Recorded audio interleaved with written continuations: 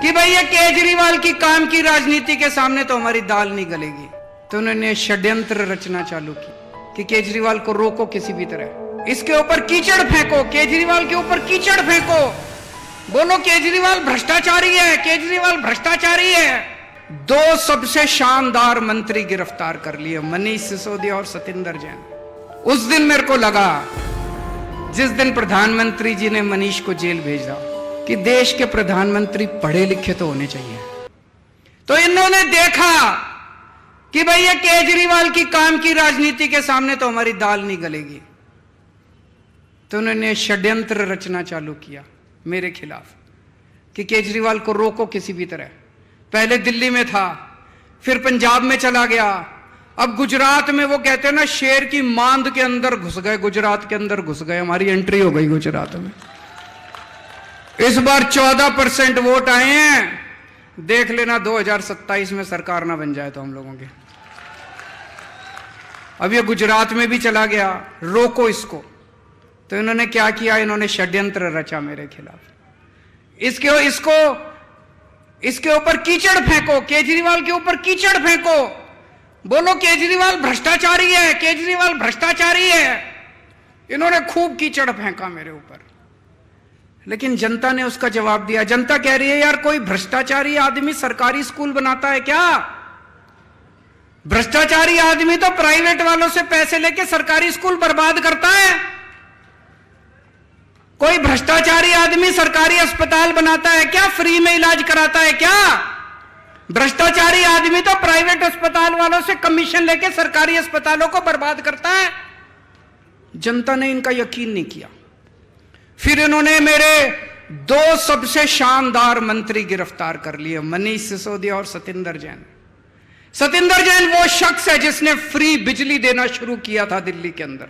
उसने सारा, बड़ा इंटेलिजेंट आदमी है वो, बड़ा इंटेलिजेंट आदमी है, सारा मेरे पास हिसाब किताब लेके आया। एक दिन बोला, सर जी दिल्ली की बिजली मुफ्त हो सकती है। मैंने कहा कैसे हो सकती है? तो कागज लेके आया, कहता है देखो सर इतने पैसे चाहिए, ऐसे बिजली मुफ्त कर देंगे।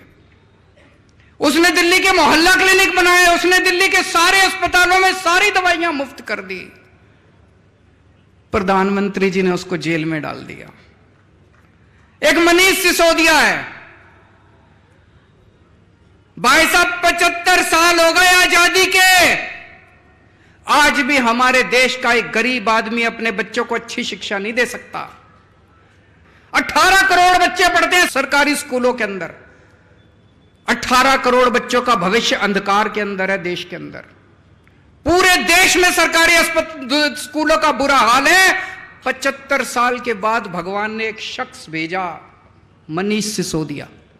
उसने दिल्ली के अंदर सरकारी स्कूलों में कमाल करके दिखा दिया। भाई साहब आप जितने लोग हैं, मैं मजाक नहीं कर रहा, मैं आपको न्योता दे रहा हूं, आप दिल्ली आओ, दिल्ली के किसी सरकारी स्कूल में घुस जाना, आपको यकीन नहीं होगा, शानदार 5 स्टार बिल्डिंग है हमारे सरकारी स्कूलों की। 99.7% नतीजे आए हैं। सरकारी स्कूलों के बच्चे इंजीनियर बन रहे हैं, डॉक्टर बन रहे हैं, रिक्शे वालों के बच्चे डॉक्टर, इंजीनियर, वकील बन रहे हैं। लोग अपने बच्चों को प्राइवेट से निकाल के, बड़े बड़े प्राइवेट स्कूलों से निकाल के अब सरकारी स्कूलों में भर्ती करा रहे हैं। और प्रधानमंत्री जी ने मनीष सिसोदिया को जेल भेज दिया। उस दिन मेरे को लगा, जिस दिन प्रधानमंत्री जी ने मनीष को जेल भेजा, कि देश के प्रधानमंत्री पढ़े लिखे तो होने चाहिए।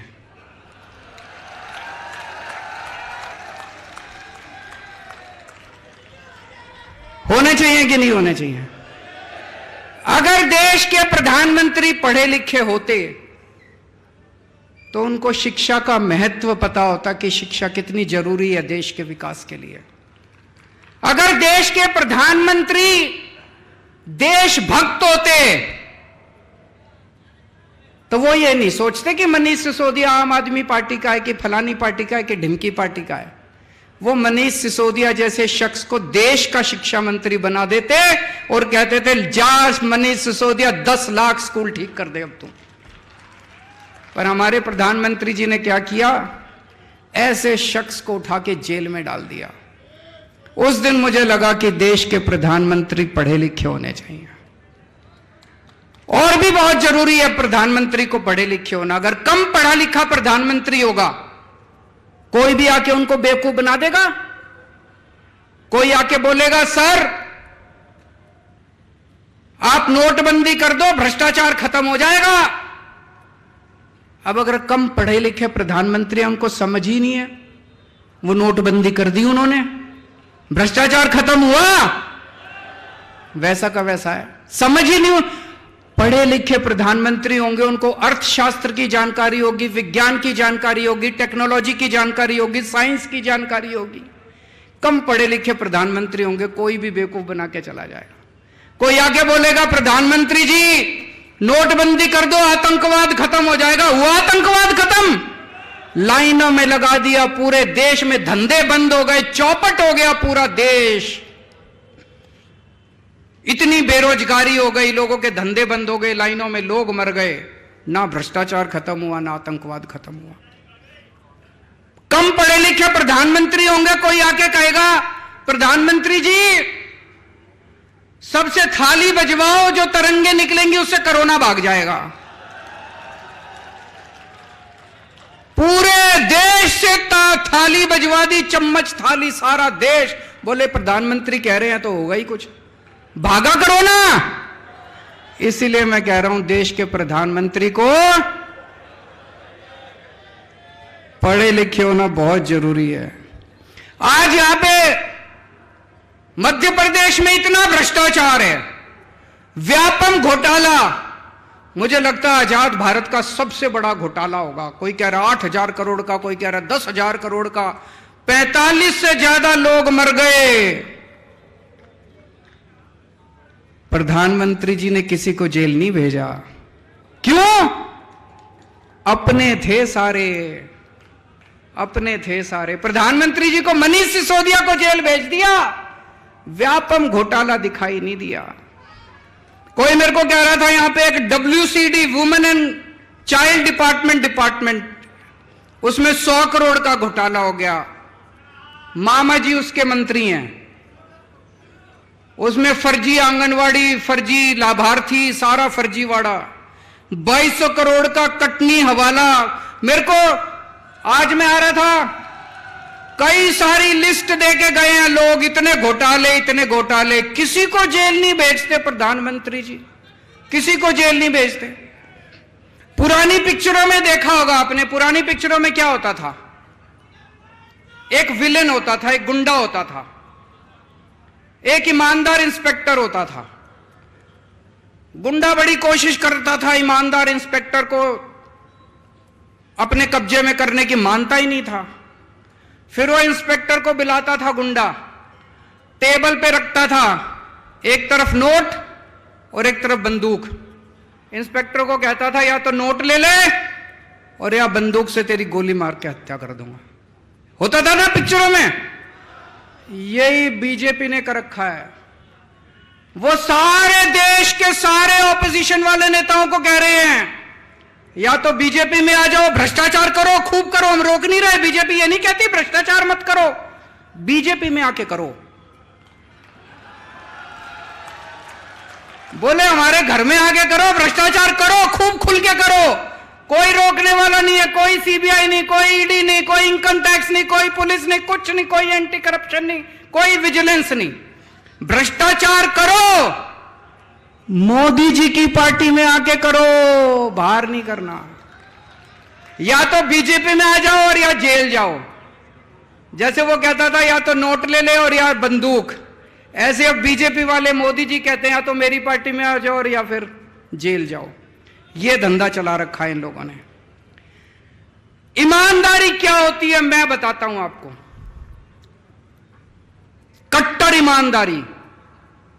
अभी पंजाब के अंदर हमारे अपने एक मंत्री, सेहत मंत्री, हेल्थ मिनिस्टर, पंजाब के अंदर हमारी सरकार है, हमारी कैबिनेट है, मान साहब मुख्यमंत्री हैं। एक दिन भगवंत मान को कहीं से पता चला कि उनका सेहत मंत्री कुछ गड़बड़ कर रहा है। अभी मीडिया को नहीं पता था, विपक्ष को भी नहीं पता था। मान साहब चाहते तो दबा देते, पर मान साहब कट्टर ईमानदार आदमी है, कट्टर ईमानदार पार्टी के नेता हैं। उन्होंने दबाया नहीं। क्या किया उन्होंने? पुलिस बुला के अपने खुद के मंत्री को जेल भेज दिया। हम कहते हैं ईमानदार रहना है, चाहे हमारी पार्टी में रहो चाहे उस पार्टी में। अभी सारे पंजाब के अंदर जितने पुराने चोर थे, चाहे कांग्रेस में हो चाहे बीजेपी में हो, सबकी लाइन लगी पड़ी है, एक एक करके सारे जेल जा रहे हैं, सबको जेल भेज रहे हैं ये, चाहे हमारे वाले हो। अभी थोड़े दिन पहले एक हमारा एमएलए वो पकड़ा गया। इन्होंने आप देखा, मेरे साथ बैठे थे गाड़ी में, आप देखा ना ताब, इन्होंने तुरंत पुलिस कमिश्नर को फोन करके कहा एमएलए को गिरफ्तार कर लो। हमारा अपना एमएलए था। मोदी जी, ये होती है ईमानदारी। जो तुम कर रहे हो वो ईमानदारी नहीं कर रहे, तुम कर रहे हो वो भ्रष्टाचार मुक्ति नहीं कर रहे। हम अपने वालों के खुद के खिलाफ भी एक्शन लेने की हिम्मत करते हैं। ये आज सारे हमारे पीछे, सारी पार्टियां हमारे पीछे पड़ी हैं, लेकिन जनता हमारे साथ है। जनता देख रही है कि ये अकेली पार्टी है जो देश के लिए लड़ रही है, ये अकेली पार्टी है जो ईमानदारी के लिए लड़ रही है। दोस्तों, यहां जितने कार्यकर्ता आए हैं, मैं सबको कहना चाहता हूं कि आप लोगों को सरकार जरूर बनेगी मध्य प्रदेश के अंदर, आपकी सरकार जरूर बनेगी, झाड़ू से जरूर सफाई होगी, लेकिन मेहनत करनी पड़ेगी। करोगे मेहनत?